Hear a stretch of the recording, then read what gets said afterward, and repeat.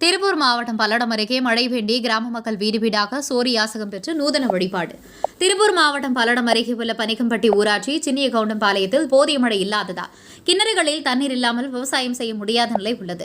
இதையடுத்து கிராம மக்கள் மழை வேண்டி வருண பகவானை கும்பிட்டு மழை சோறு எடுத்து முடிவு செய்தனர். இதன்படி கிராம மக்கள் வீடு வீடாக சோறு, புலி, உப்பு போன்றவற்றை யாசகம் பெற்று ஊர்கோவில் முன்பு வைத்து பெண்கள் பொங்கல் வைத்து அம்மனுக்கு படையிலிட்டனர். பின்னர் அம்மனுக்கு படையிலிடப்பட்ட பழைய சோறை ஊர் மக்கள் அனைவருக்கும் பிரசாதமாக வழங்கப்பட்டது.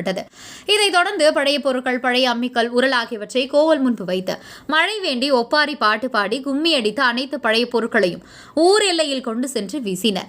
கிராம மக்களின் இந்த நூதன வழிபாட்டை இன்றைய இளைய தலைமுறையினர் ஆச்சரியத்துடன் பார்த்து ரசித்தனர். உங்கள் பகுதியில் உடனுக்குடன் முக்கிய செய்திகள் உங்கள் விரல் நுனியில் காண எங்கள் தவசி நியூஸ் 24 சேனலை காண தவறாதீர்கள். உங்கள் பல்லடம் செய்தியாளர் ப. அர்ஜுனனுடன் உங்கள் தவசி ரமேஷ். மலையா பூங்கோ அம்பூரி வெள்ளூரி அழைச்சுவாங்கோ சுத்தியாரு சுத்திய கொஞ்சிய